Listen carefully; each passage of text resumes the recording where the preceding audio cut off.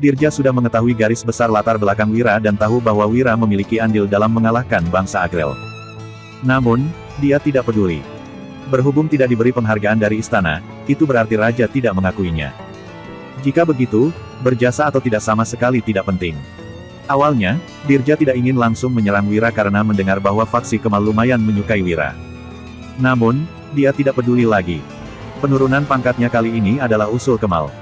Jadi, dia akan menjatuhkan Wira, lalu meraup sejumlah kekayaan Wira dan menggunakannya untuk mendukung Ardi. Pada saat itu, dia pasti bisa naik pangkat dengan lebih mudah. Ternyata anak itu memang sangat keras kepala. Satria mendengus, "Pak, bagaimana kalau kita langsung menjebaknya? Kita suruh saja prajurit untuk menyelipkan baju zirah dan panah busur ke kereta kudanya, lalu menuduhnya dengan alasan memberontak. Dengan begitu, kita sudah bisa mengendalikan hidup dan matinya. Satria sudah pernah menghancurkan banyak orang dengan cara seperti ini. Bagaimanapun juga, menurut peraturan istana, menyembunyikan baju zirah dan sebagainya setara dengan memberontak. Itu adalah kejahatan besar yang akan dijatuhi hukum mati. Laksanakanlah. Aku mau tahu seberapa hebatnya dia." Perintah Dirja sambil menggertakkan gigi. Ekspresinya terlihat sangat dingin. Ini adalah salah Wira sendiri karena tidak menghargai kesempatan yang diberikannya dan memaksanya untuk melakukan tindakan kejam. Begitu menggunakan cara yang diusulkan Satria tadi, masalahnya tidak akan bisa diselesaikan hanya dengan mengeluarkan uang sebesar 100 juta. Wira pasti akan rugi besar. Setelah mengiyakan perintah Dirja, Satria pun hendak pergi. "Pak Satria, tunggu." Lasmana buru-buru berkata, "Setelah Wira menolak usul Pak Dirja, aku sudah menyuruh orang untuk mengawasinya. Tapi, mereka masih tinggal di penginapan itu. Selain itu, Wira juga mengutus belasan orang untuk pergi ke segala penjuru. Entah apa yang sedang direncanakannya."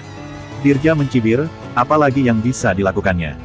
Dia belum pergi jelas karena berniat untuk melanjutkan perjalanannya. Orang yang dia utus pergi pasti sedang mencari orang yang bisa membujukku untuk mengurangi kerugiannya. Dia seharusnya berniat untuk ingin melewati rintangan ini dengan mudah. Lasmana berkata dengan kening berkerut, "Pak, aku rasa anak itu nggak terlihat seperti mau berdamai. Kalau nggak mau berdamai, apa yang bisa dilakukannya? Apa mungkin dia punya kemampuan untuk melawan Pak Dirja? Dia cuma pelajar yang dilarang ikut ujian kerajaan dan bekerja di istana. Kedua orang yang ada di baliknya juga dibenci Yang Mulia. Lagian, orang yang paling berkuasa di kota pusat pemerintahan Lokana itu Pak Dirja. Jadi, nggak ada gunanya juga dia mengundang siapapun kemari." Cibir Satria. "Benar juga." Lasmana akhirnya merasa lega. Di kota pusat pemerintahan, orang yang memiliki kekuasaan tertinggi adalah prefektur. Saat ini, pemerintahan sangat korup. Prefektur tentu saja bisa menghadapi seorang pedagang dengan mudah. Wira mau kabur setelah menyinggung Pak Dirja. "Jangan mimpi," gumam Lasmana dalam hati. Setelah tinggal di Kabupaten Pirola selama 5 hari, Wira akhirnya membawa kelompoknya melanjutkan perjalanan ke selatan. Begitu keluar dari Kabupaten Pirola, ada 10 kereta kuda tambahan yang mengikuti kelompok ini. 2 hari kemudian, mereka tiba di wilayah yang berjarak 5 km dari kota pusat pemerintahan Lokana. Namun, kereta kuda mereka tidak masuk ke kota, melainkan melewati sebuah jalan kecil untuk melewati kota pusat pemerintahan. Setiap kereta kuda yang memasuki kota pusat pemerintahan harus membayar pajak 2% tidak peduli apakah untuk berdagang atau bukan. Namun, pajak ini juga bisa dihindari. Asalkan ada sarjana kabupaten, sarjana provinsi, atau sarjana kerajaan yang melakukan perjalanan bersama, mereka tidak perlu membayar pajak untuk masuk kota. Jadi, ada banyak pelajar bereputasi yang akan menggunakan cara ini untuk membantu orang membawa masuk barang dagangan mereka. Namun, Wira tidak ingin mengambil risiko dalam keadaan seperti ini. Tiba-tiba, Danu yang memegang teropong berkata dengan ekspresi serius, "Kak Wira, di depan ada sekelompok besar orang berkuda yang mendirikan barikade.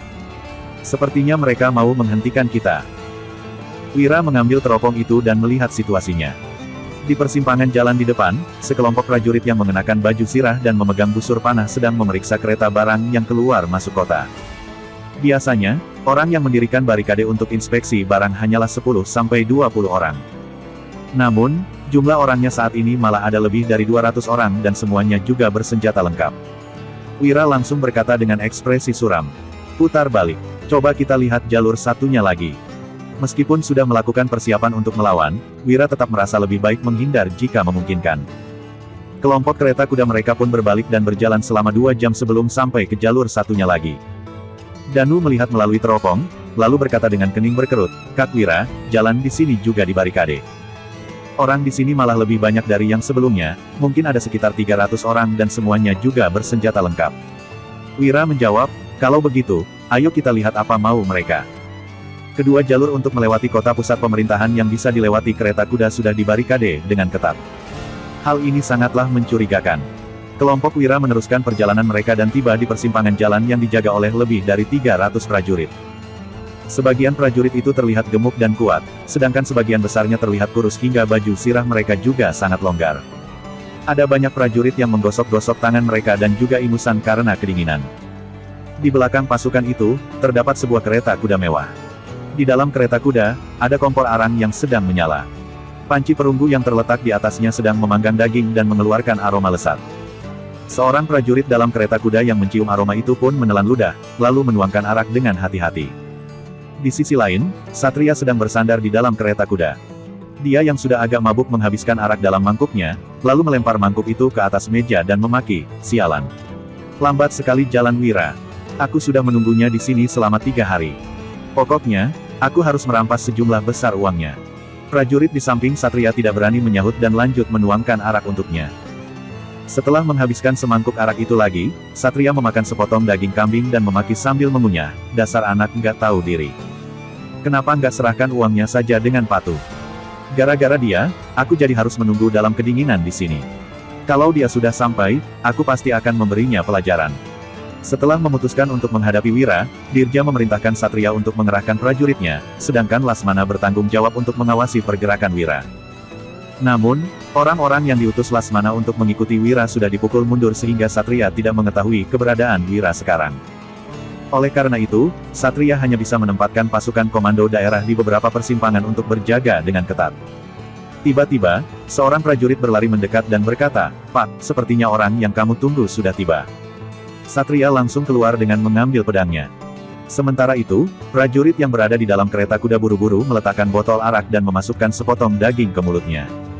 Setelah mengelap mulutnya, dia mengambil jubah tebal dari dalam kereta kuda dan segera menyusul Satria. Melihat Satria yang menggigil akibat udara dingin, prajurit itu buru-buru menutupi tubuh Satria dengan jubah tebal itu. Satria menerimanya, lalu memakainya dan melirik ke arah kereta kuda yang mendekat. Lasmana bilang kereta kudanya cuma ada 20, kenapa jadi ada 30? Gumam Satria dengan heran. Kemudian, dia memberi perintah dengan nada dingin, coba tanya dari mana asal kereta kuda itu. Prajurit itu berlari ke depan dan bertanya, lalu berlari kembali dan melapor dengan gembira, "Pak, mereka dari Kabupaten Uswal." Ternyata memang anak itu. Satria langsung kegirangan dan memberi perintah, "Kepung mereka." Begitu kereta kuda sampai di perbatasan jalan, sekelompok prajurit mengepung mereka sambil menodongkan senjata ke arah kereta kuda. Satria berteriak dengan sombong, "Di mana Wira? Cepat keluar!" Wira turun dari kereta kuda dengan ekspresi datar. Danu yang memegang pedang juga mengikuti Wira dalam dekat. Para prajurit tua dari pasukan Zirah Hitam menatap pasukan komando daerah yang mengepung mereka dengan tatapan dingin. Bersambung.